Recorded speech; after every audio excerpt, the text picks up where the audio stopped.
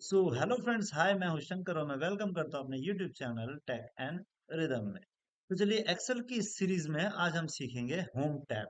Excel के पिछले video में हमने फाइल टैब के बारे में सीखा था। आज उसी तरीके से हम एक्सेल के होम टैब को पढ़ेंगे और सीखेंगे।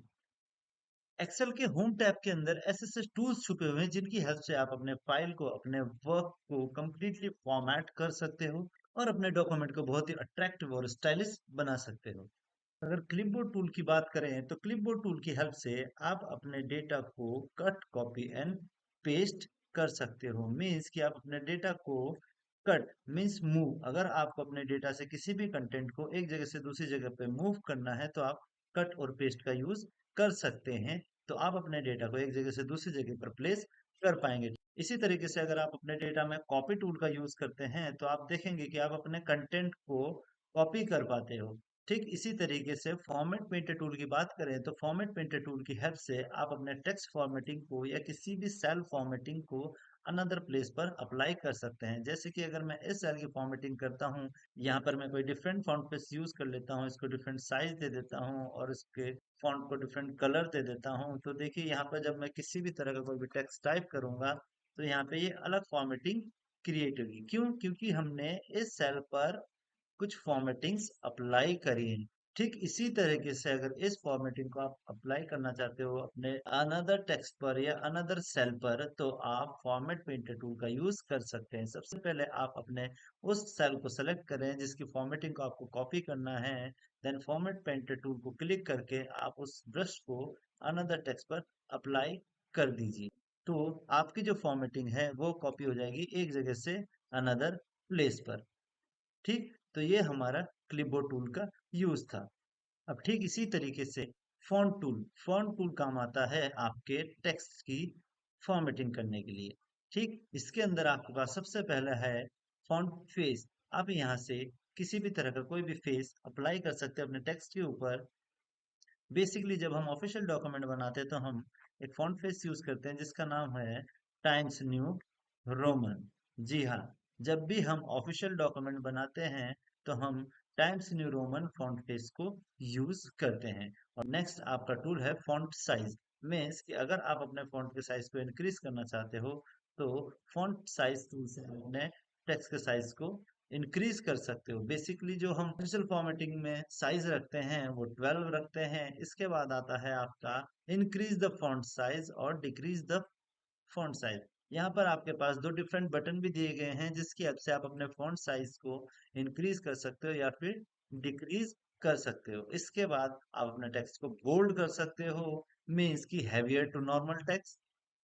आपका कोई भी जो नॉर्मल टेक्स्ट है आप उसके कंपैरिजन में उसको बोल्ड कर सकते हो, आप उसको इटैलिक स्टाइल दे सकते हो, आप उसको अंडरलाइन कर सकते हो, आप उसको बॉर्डर दे सकते हो। किसी भी तरह का कोई भी बॉर्डर, बॉटम बॉर्डर देना हो, टॉप बॉर्डर देना हो, left border, right border, no border या ऑल बॉर्डर, आप उसको इजीली बॉर्डर दे सकते हो।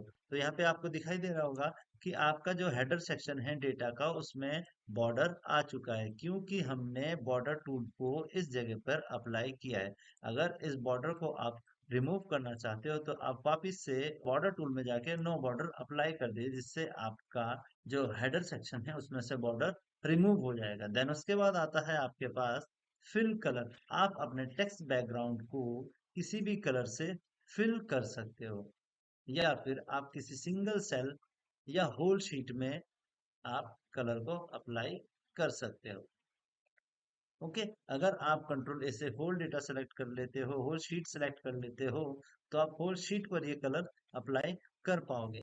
अगर आपको अपने टेक्स्ट में से फॉर्मेटिंग को रिमूव करना है तो आप अपने अप्लाई किए हुए टूल को वापस से क्लिक करके उसको डिसेबल कर सकते हैं। ओके, फिर उसके बाद आपके पास है फॉन्ट कलर। आप अपने फॉन्ट को किसी भी तरह का कोई भी कलर दे सकते हो। ठीक, अब जैसे कि आपको पता है जब भी हम ऑफिशियल डॉक्यूमेंट बनाते हैं तो हम अपने टेक्स्ट का जो साइज रखते हैं वो रखते हैं 12 और टाइम्स न्यू रोमन हम फॉन्ट पेज रखते हैं, प्लस हम अपने हेडिंग को या फिर टाइटल को बोल्ड भी करते हैं और अंडरलाइन भी कर सकते हैं। अगर ज़्यादा इंपॉर्टेंट है, अगर आप उसको ज़्यादा वाइल्ड दिखाना चाहते हो अपने डेटा में तो आप उसको अंडरलाइन और इटैलिक भी कर सकते हो। तो फॉन्ट टूल की हेल्प से हम अपने टेक्स्ट को डिफरेंट फॉर्मेटिंग दे सकते हैं। देन आपका नेक्स्ट सेक्शन है अलाइन टूल। अलाइन टूल की हेल्प से आप अपने टेक्स्ट को अलाइन कर सकते हो। जैसे कि सबसे पहला आपके पास है टॉप अलाइन, देन उसके बाद आपके पास है मिडिल अलाइन, उसके बाद आपके पास है बॉटम अलाइन, फिर उसके बाद आपके पास है left align, centre align, right align. अगर आप अपने टेक्स्ट को अलाइन करना चाहते हो, अपने सेल के किसी भी जगह पर अलाइन करना चाहते हो, लाइक टॉप में, मिडिल में, बॉटम में, सेंटर में, लेफ्ट में, राइट में, तो आप अलाइन टूल का यूज करके अपने टेक्स्ट को अलाइन कर सकते हो। आफ्टर दैट आपके पास आता है ओरिएंटेशन। ओरिएंटेशन टूल की हेल्प से आप अपने टेक्स्ट को एंटी क्लॉकवाइज या क्लॉकवाइज रोटेट कर सकते हो। ठीक। देन उसके बाद आपके पास आता है डिक्रीज इंडेंट और इंक्रीज इंडेंट। अगर आपने किसी बिग सेल पर अपने टेक्स्ट को रखा है तो आप उसके इंडेंट को डिक्रीज या इंक्रीज कर सकते हो। ठीक। नेक्स्ट आता है आपके पास रैप टेक्स्ट। रैप टेक्स्ट की हेल्प से आप मल्टीपल कॉलम में दिखने वाले टेक्स्ट को एक सिंगल सेल में एडजस्ट कर सकते हो। देखिए जैसे कि ये नाम आपको E10 पे हमारा टेक्स्ट लिखा हुआ है शंकर गुरुंग, बट F10 हमारा बिल्कुल ब्लैंक है। बट जब हम इसको नॉर्मली शो करते हैं तो ये हमें दो कॉलम में शो होता है। तो इस टेक्स्ट को एडजस्ट करने के लिए हम टेक्स्ट रैप का यूज करते हैं। रैप टेक्स्ट टूल की हेल्प से हम मल्टीपल कॉलम में दिखने वाले टेक्स्ट को एक सिंगल कॉलम के अंदर या एक सिंगल सेल के अंदर एडजस्ट कर सकते हैं। Then merge and centre. अगर आपके डेटा में किसी भी तरह का कोई भी टाइटल है तो आप उस टाइटल को अपने डेटा के सेंटर में ला सकते हो और आप अपने सेल को मर्ज कर सकते हो, मल्टीपल सेल को या कॉलम को, और उसके अंदर होने वाले टेक्स्ट को आप सेंटर में एडजस्ट कर सकते हो। जैसे कि आपका जो टाइटल है इसका फॉन्ट फेस होना चाहिए था टाइम्स न्यू रोमन, साइज इसका होना चाहिए था 14। हम टाइटल का साइज हमेशा 14 रखते हैं, हम इसको बोल्ड करते हैं और इसको सेंटर में रखते हैं। तो यहाँ पर अलाइनमेंट टूल्स भी आपको समझ आ गया होगा। अगर आपको ये वीडियो हेल्पफुल लगा तो प्लीज इसको लाइक और सब्सक्राइब जरूर कीजिएगा और अपने दोस्तों के साथ भी शेयर कीजिएगा। और हाँ, कमेंट में अपना फीडबैक जरूर दीजिएगा क्योंकि आपका फीडबैक हमें इंस्पायर करता है। तो मिलते हैं टेक एंड रिदम में अगले एपिसोड के साथ, तब तक के लिए गुड बाय।